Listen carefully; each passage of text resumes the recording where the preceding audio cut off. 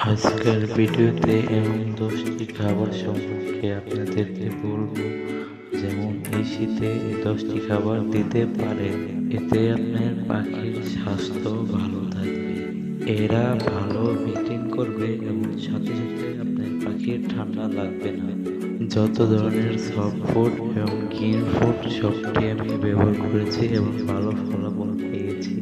আপনিও আপনার পাখির জন্য এই খাবারগুলো ব্যবহার করতে পারেন। মনে রাখবেন, আমি যে কটা জিনিসের কথা বলবো সেটা আপনি একদিনে ব্যবহার করবেন না।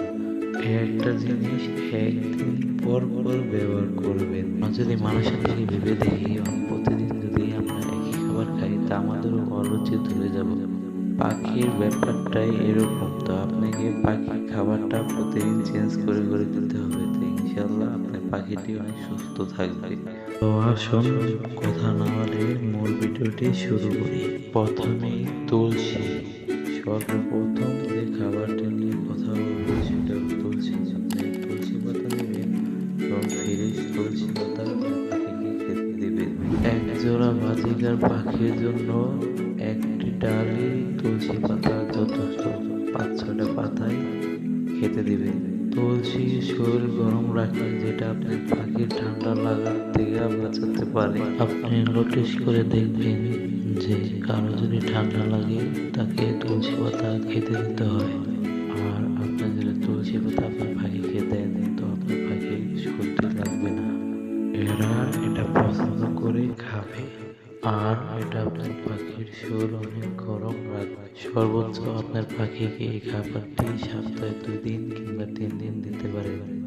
এরপর রয়েছে মেথি।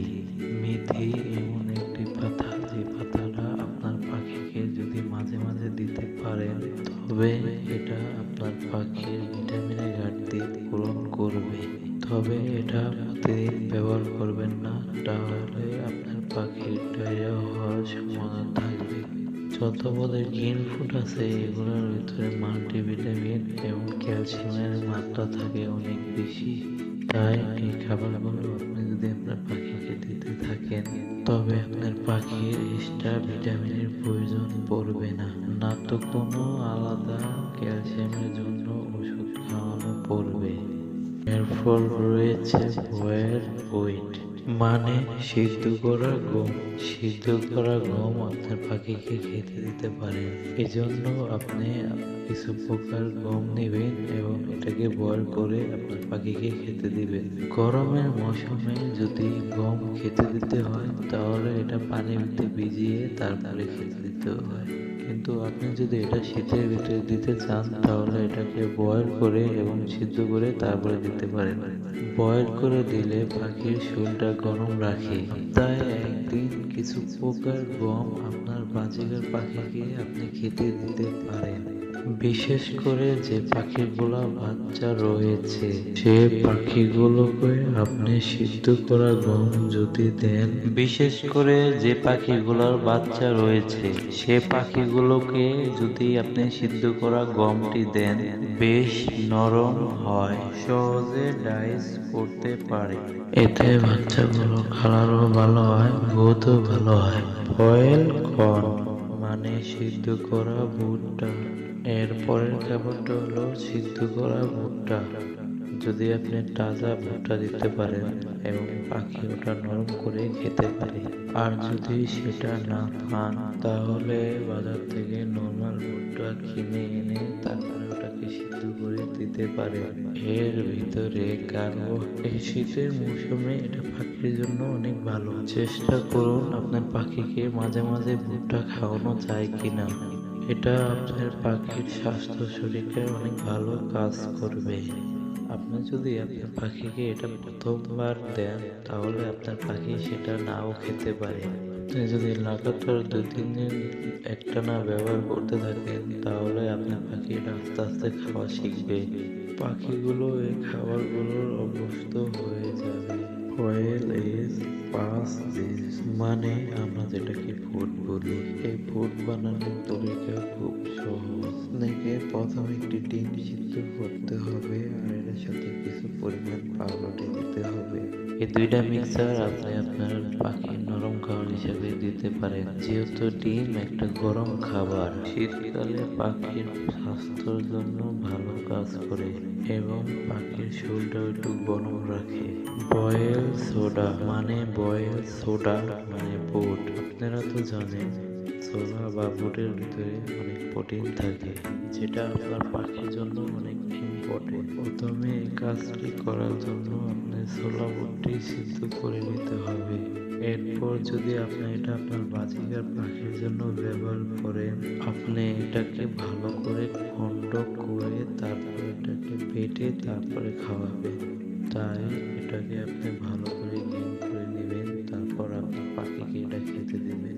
আপনার পাখি এটা খুব পছন্দ করে খাবে। সত্যের বড় বিষয়, এটা পাখির আকৃতি বড় করতে সাহায্য করে। তো এটা খুব স্বাভাবিক বিষয়। পাখি সাইজে বড় হয়, একটু বড় হয়, তাহলে ডিম বাচ্চা উৎপাদন করতেও বেশি পারে। সপ্তাহে আপনি আপনার পাখিগুলোকে সামান্য কিছু পরিমাণ সিদ্ধ ছোলা খেতে দিতে পারে। আমাদের লিস্টে সবার শেষে রয়েছে বয়েল রাইস। এটা খুবই গুরুত্বপূর্ণ এবং খুবই ঝুঁকিপূর্ণ, তাই এটা কিভাবে খাওয়াবেন ভালো করে শুনে নিন। এটা মানে হলো সিদ্ধ ভাত, যেটা আমরা প্রতিদিনই খাই। যদি সম্ভব হয় সিদ্ধ ভাতের ভিতরে কিছু পরিমাণ ডিমের খোসা দিতে পারে। অধিকাংশ পাখি এটা খুব পছন্দ করে খায়। ভাতের অসুবিধা এবং সুবিধা দুইটাই। ভালো মতে ফ্যাট থাকে। যখন বাজিগারের নতুন বাচ্চা হচ্ছে, অনেকগুলো বাচ্চা পালতে গিয়ে মা বাবা পাখি শুকিয়ে গিয়েছে, বাচ্চাগুলোর স্বাস্থ্য ভালো রাখার জন্য, একটু মোটা তাজা করার জন্য আপনি এদেরকে ভাত দিতে পারেন। এখানে একটা সতর্ক রইল যে ভাত বাজিগার পাখির প্রধান খাবার নয়। সপ্তাহে একদিন ভাত খাওয়ানো যায়, এর বেশি খাওয়াবেন না। যদি দেখেন অতিরিক্ত পাখি শুকিয়ে যাচ্ছে, তখন পাখির স্বাস্থ্য বাড়ার জন্য অথবা পাখির শরীর গরম রাখার জন্য দিতে পারেন। সমস্যা হলো আপনি যে অতিরিক্ত বয়েল রাইস খাওয়ান, মানে আপনি যদি অতিরিক্ত পরিমাণ ভাত খাওয়ান 3-4 দিন একটানা, তাহলে আপনার পাখির শরীরে চর্বি জমে আসতে পারে। পাখির শরীরে যদি চর্বি জমে যায়, ওই পাখি কিন্তু আর ডিম বাচ্চা করতে পারবে না। তাই আপনার পাখিকে সপ্তাহে একদিন ভাত দিন, তাহলে দেখবেন আপনার পাখি ভালো ডিম বাচ্চা করছে। তাই আপনি খুব ভালোভাবে পাখির ব্রিডিং চালিয়ে যেতে পারবেন। সাথে আমরা সর্বশেষ যেটা নিয়ে কথা বলবো, সেটা হলো শীতকালের কিছু সবজি। গাজর, পাতাকপি, শীতকালের কিছু সবজি আপনি কিছু কিছু ব্যবহার করতে পারেন। মানে আপনি যে সবজিগুলো বাড়ি খেতেছে, শুধুমাত্র রুট ভেজিটেবল বা মাটির নিচে যেসব সবজি রয়েছে, ওইসব সবজি ব্যবহার করবেন না। এগুলো সরাসরি দিবেন না। আলু কিংবা মূলা, শুধুমাত্র গাজরটি ব্যবহার করতে পারেন। এছাড়া মাটির নিচে কোনো সবজি দিয়েন না। এছাড়া আপনি অধিকাংশ সবজি ব্যবহার করতে পারেন। তো এই ছিল আজকের ভিডিওটি কেমন লাগলো কমেন্ট করে বলবেন। আর এই ধরনের ভিডিও পেতে আমাদের চ্যানেলটিকে সাবস্ক্রাইব করে রাখবেন।